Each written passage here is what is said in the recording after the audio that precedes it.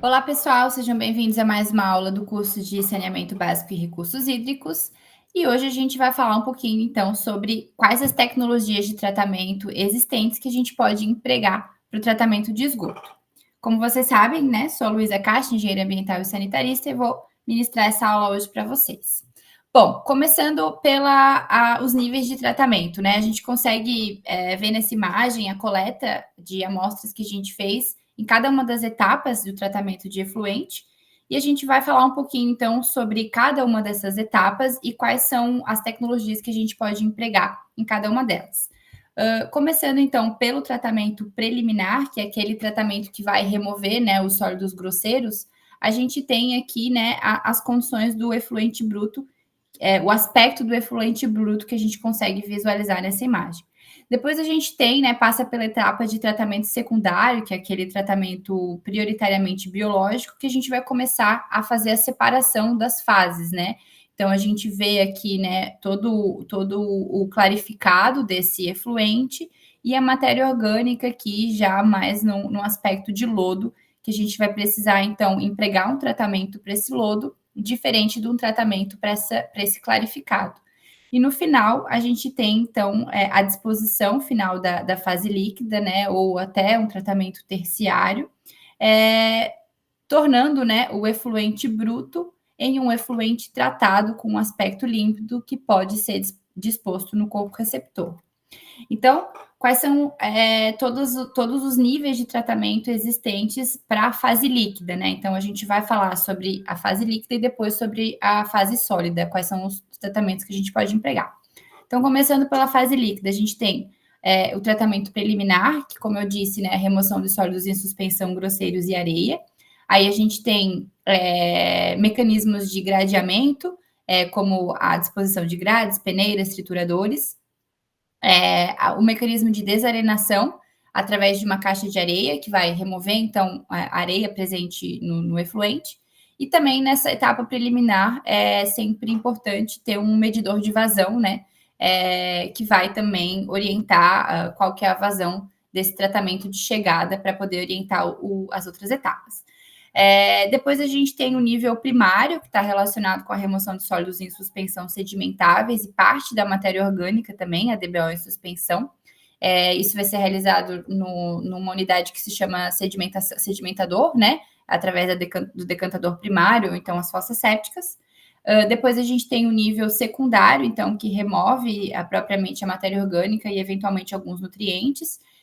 Esse nível secundário ele está relacionado com mecanismos biológicos, como as tecnologias de lodo ativado, lagoa de estabilização, filtros biológicos e tratamento anaeróbio. E também a gente tem o nível terciário, que vai estar relacionado com a remoção de poluentes específicos, como, por exemplo, nutrientes, patógenos e metais pesados. E aí a gente tem outras unidades, né, que vão fazer esse tratamento terciário, principalmente relacionado à desinfecção. Então, a gente pode utilizar cloro, ozônio ou radiação UV para propiciar essa desinfecção, ou então alguns processos físico-químicos que também vão remover alguns desses componentes. E, por fim, a gente tem a disposição final, então, dessa fase líquida, que pode acontecer no solo, através propiciando, né, a recarga de aquífero ou a evapoinfiltração, ou também pode ser disposto diretamente no corpo receptor. Quando a gente vai colocar esse líquido no solo, existem alguns mecanismos, como, por exemplo, a filtração lenta, ou a aspersão, né, ou a filtração rápida, que vai propiciar um escoamento também dessa água para o lençol freático. Bom, falando um pouquinho de cada um desses níveis, começando pelo tratamento preliminar, né? A gente precisa, então, remover esses sólidos em suspensão grosseiros para proteger os equipamentos e as unidades de tratamento subsequente. Então, aqui a gente tem uma imagem, né, de como seriam todas essas etapas de tratamento preliminar, começando, então, pelo gradeamento, que a gente pode colocar, então, grades de barra que vão remover, fazer essa primeira barreira de remoção de sólidos grosseiros. Depois a gente tem o desarenador, que vai propiciar a remoção de areia, e aqui a medição de vazão, né, com a introdução de uma calha partial. Aqui a gente tem imagens também, né, das grades, como é que elas podem ser mecanizadas, elas podem ser de limpeza manual, enfim, depende de como isso vai ser implementado dentro do seu projeto. Passando pelo tratamento primário, então, que tem o objetivo de reduzir a carga de DBO. Essa unidade, né, de um decantador primário, a gente tem um esquema, né, de como que funciona, então, essa unidade, onde o efluente ele vai entrar por baixo, vai ser disposto, então, dentro desse decantador, e vai ter aí a sedimentação desses sólidos em suspensão sedimentáveis e parte da matéria orgânica em suspensão. Aqui a gente tem algumas imagens, né, de como que é um decantador primário. E depois a gente passa pelo nível secundário, que está relacionado, então, com o tratamento biológico. E aí a gente tem diversos tipos de tratamento biológicos. Os principais, então, são os lodos ativados, e aí a gente tem a concepção convencional ou aeração prolongada. As próprias lagoas de estabilização, aí a gente tem as concepções de ser uma lagoa facultativa, um sistema australiano ou uma lagoa aerada facultativa. O terceiro tipo de tratamento biológico são os filtros biológicos, que são as tecnologias utilizadas o filtro de baixa carga ou alta carga, ou também o biodisco, e os sistemas anaeróbios, que são os reatores anaeróbios de manta de lodo, que os famosos reatores WASB, e os filtros anaeróbio. Então, a gente pode, né, aplicar cada um desses tipos de tratamento biológico, ou então fazer uma combinação entre eles, que vai propiciar a melhoria aí da qualidade desse efluente tratado. Então, aqui a gente tem, né, a imagem de um lodo ativado, né, seguido por decantação. Aqui a gente tem uma imagem de uma lagoa de estabilização, uma imagem de um filtro biológico, né, e também a imagem de um reator WASB, que seriam essa combinação de tratamento biológico. Então, a gente vai falar um pouquinho sobre cada um desses tipos de tratamento biológico, começando pelas lagoas de estabilização. Então, a gente tem 3 tipos de lagoa, né? A lagoa facultativa, a lagoa anaeróbia seguida de facultativa e a lagoa aerada facultativa. Então, a primeira, que seria essa lagoa facultativa, né? A degradação da matéria orgânica, então, ela vai acontecer por ambos os processos biológicos, tanto aeróbio, que vai acontecer na camada superior, que é com a presença de oxigênio, e anaeróbio, que vai acontecer na camada inferior, sem a presença de oxigênio. Então, a DBO solúvel e a DBO particulada vão se estabilizar aerobicamente por meio de bactérias facultativas, que vão estar dispersas no meio líquido, sendo que o oxigênio requerido pelas bactérias é fornecido pelas algas através da fotossíntese. Já a DBO suspensa vai sedimentar no fundo da lagoa, sendo decomposta por micro-organismos anaeróbios. Então, é um processo natural, né, quando a gente faz essa concepção de lagoa facultativa, e que não necessita de equipamento. Só que, em contrapartida, né, essa matéria orgânica ela vai ser estabilizada em taxas mais lentas, né, implicando um tempo de detenção mais elevado, né, que é o tempo em que o efluente vai permanecer dentro da lagoa, normalmente é superior a 20 dias. Bom, a segundo modelo, né, de lagoa de estabilização é o que a gente chama de sistema australiano, que é esse segundo modelo aqui da imagem, né, onde a gente vai ter uma lagoa exclusivamente anaeróbia, seguida de uma lagoa facultativa. Então, essa primeira lagoa, ela vai receber o esgoto bruto, ela vai ter menores dimensões e uma maior profundidade, para que a gente propicie condições realmente de anaerobiose. E aí, em função do consumo de oxigênio ser bem superior à produção, a gente consegue ter uma remoção de DBO na ordem de 50% a 60%. Depois a gente submete, né, o efluente para a lagoa facultativa, que vai receber essa DBO remanescente da lagoa anaeróbia, e vai ter, então, né, uma dimensão um pouco menor se a gente fosse comparar somente com a lagoa facultativa clássica, né, que a gente vai conseguir, então, reduzir bastante a área dessa lagoa aplicada, então, com uma lagoa anaeróbia. O terceiro tipo de lagoa é a lagoa aerada facultativa. Então, para remover a DBO, os mecanismos eles vão ser semelhantes de uma lagoa facultativa convencional, mas a gente vai ter o oxigênio sendo fornecido por um aerador de forma mecânica, né? Ao invés de a gente ter isso pela fotossíntese na lagoa facultativa clássica.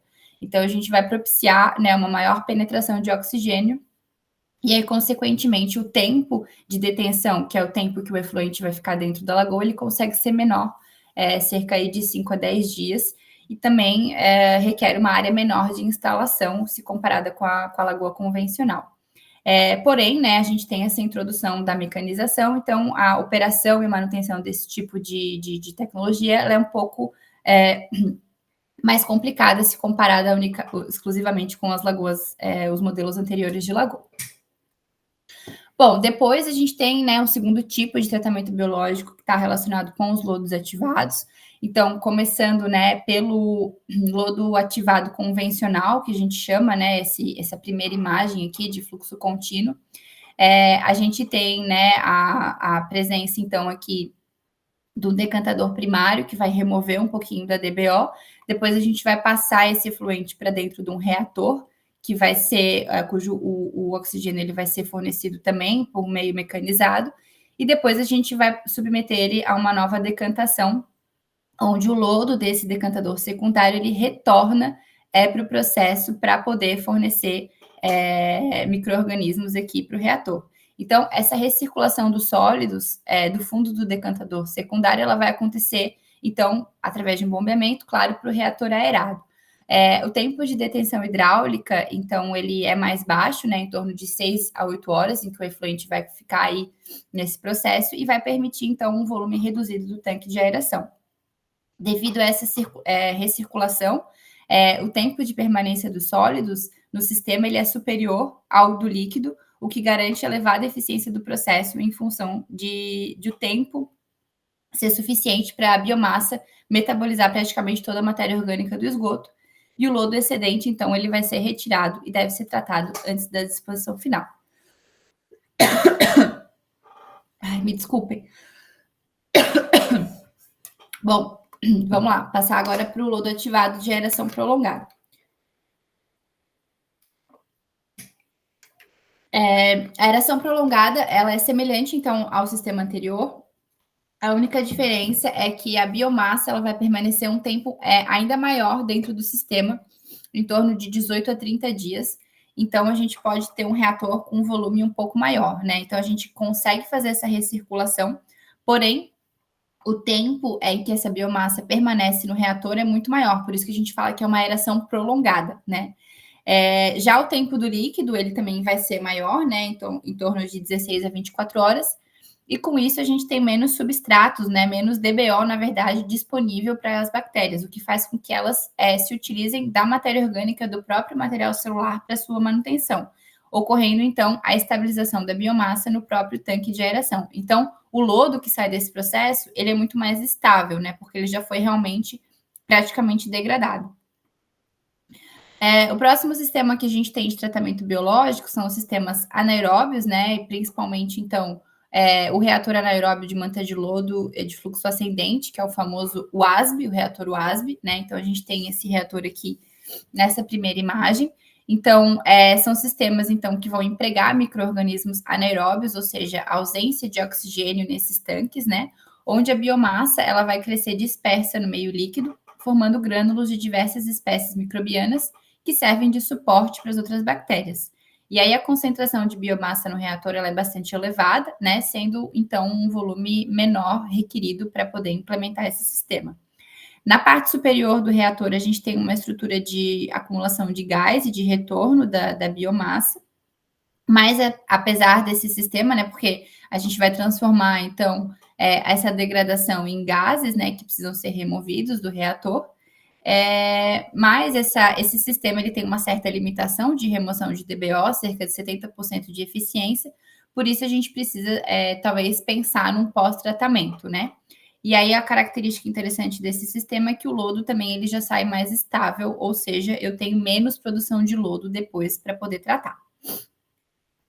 Bom, o outro sistema anaeróbio importante são os tanques sépticos, né, seguidos de filtro anaeróbio, que é essa imagem aqui de baixo. Então, o tratamento primário que é realizado nos tanques sépticos, ele é normalmente utilizado em meio rural, em locais onde a gente tem baixa densidade populacional, ou até onde a topografia não permite, né, o atendimento com rede coletora de esgoto. Então, é muito comum utilizar o tanque séptico como um sistema individual, né, de tratamento no lote. E a combinação de tanque séptico com o filtro anaeróbio é utilizado também nessas pequenas comunidades rurais e meio rural. Já o tanque séptico, né? Então, como é que funciona, né? Os sólidos em suspensão, eles vão sedimentar no fundo do tanque, sofrendo digestão anaeróbia, né? Então, sem a presença de oxigênio. E, em seguida, o filtro anaeróbio ele vai realizar essa remoção complementar de DBO. O lodo também desse sistema, ele já sai digerido, podendo ser também levado direto para o leito de secagem. E o terceiro tipo de o quarto tipo, desculpa, de tratamento biológico está relacionado então com os filtros, né? E a gente tem os filtros de baixa carga, que é a primeira imagem, e os filtros de alta carga. Então, começando aqui pelos baixa carga, então, são sistemas aeróbios, né? Normalmente circulares, que tem a ventilação também normalmente natural, formada por filtro biológico com leito de material grosseiro, formado aí de pedras, britas, enfim, outros tipos de material, até material plástico pode ser utilizado dentro de um filtro biológico. O esgoto, então, ele é aplicado sob a forma de gotas ou de jatos dentro desse filtro biológico, que depois vai percolar, né, em direção aos drenos do fundo, permitindo o crescimento bacteriano que vai se aderir a esses meios suportes, que são esses materiais do filtro. A quantidade de DBO aplicada por unidade de volume do filtro ela é menor, implicando em menor disponibilidade de alimento, introduzindo assim o alto consumo da matéria orgânica celular, o que resulta numa maior eficiência na remoção de DBO. Já o filtro de alta carga, né, ele é similar a esse sistema de baixa carga, mas ele tem uma maior carga de DBO aplicada com essa recirculação do efluente, né? Então, isso implica num menor requisito de área, numa redução na remoção da matéria orgânica e a recirculação do esgoto e o lodo não digerido no filtro. Bom, agora passando um pouquinho para a fase sólida, né, dos níveis de tratamento, a gente tem, então, processos relacionados ao adensamento, estabilização, desidratação e disposição final desse lodo. Então, o adensamento, né, como a gente pode ver aqui nessa imagem superior, ele vai estar relacionado com a remoção da umidade, diminuindo, então, o volume desse lodo, e aí a gente tem, né, a unidade como se chama de adensador. A gente pode também promover a estabilização do lodo, que é a remoção da matéria orgânica, diminuindo também os sólidos voláteis por meio de um digestor anaeróbio. Então, que é essa imagem aqui, né, onde a gente tem aqui o lodo digerido, transformado em biogás, e a gente consegue coletar esse gás e aí propiciar uma degradação adequada desse lodo. A gente tem também o processo de desidratação, que também é a remoção da umidade, diminuindo o volume, através de duas técnicas, ou um leito de secagem, que é essa imagem aqui, né, onde a gente vai dispor o lodo e ele vai secando naturalmente, ou fazendo isso por meio de um equipamento que a gente chama de centrífuga, que vai acelerar esse processo. E, por fim, a gente tem a disposição final, que é a destinação desse lodo para o aterro sanitário ou então para processos de compostagem. Então, o lodo ele vai ser destinado mais ou menos dessa forma, né, com um aspecto bem mais sólido e menos úmido. E aí, quais são os níveis de tratamento relacionados com a fase sólida? Então, quando eu emprego uma lagoa de estabilização, por exemplo, o lodo ele vai ficar retido no fundo durante longos processos, então é mais difícil de eu conseguir remover esse lodo. Nos processos aeróbios, a gente tem a necessidade de fazer uma remoção contínua desse lodo, e a necessidade também de fazer uma estabilização do lodo ativado convencional e do filtro biológico de alta carga, porque esses processos aeróbios, eles ainda não foram totalmente estabilizados, né? E já os processos anaeróbios, então, grande parte dos sólidos, eles já são transformados em gases, e aí a gente tem, né, essa produção muito menor de lodo do que nos processos aeróbios. Por isso é interessante, né, a gente sempre pensar na combinação desses processos para ter uma boa eficiência no tratamento, mas também gerar uma menor quantidade de subprodutos, né? E aí, quais são os fatores que devem ser considerados para a seleção de um tratamento adequado? Aqui a gente tem uma tabela, né, colocando diversas formas de tecnologias, né, somente um tipo de tratamento biológico ou alguns, né, colocados em sequência, relacionando, então, qual que é a quantidade média de esgoto em relação aos parâmetros e também qual que é a eficiência que a gente vai desejar de remoção. E aí, essa escolha, né, para melhor tratamento adequado vai depender, então, da aplicabilidade do processo no local, das faixas de vazões e variações aceitáveis, das características do esgoto afluente, né? Dos aspectos climáticos também, que são importantes serem considerados para a escolha desse tratamento, do desempenho para o atendimento dos padrões. Então, por exemplo, se eu tenho um padrão um pouco mais restritivo, eu vou precisar aplicar um tratamento um pouquinho mais tecnológico, né?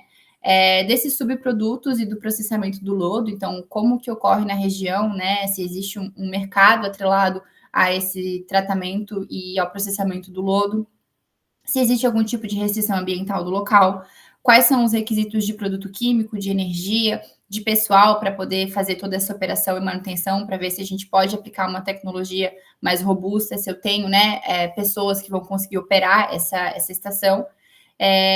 A disponibilidade de área também é muito importante, né? A gente viu ali que as lagoas a gente pode aplicar em umas áreas maiores, mas não necessariamente dentro de um centro urbano a gente vai conseguir dispor de uma área tão grande para colocar uma lagoa.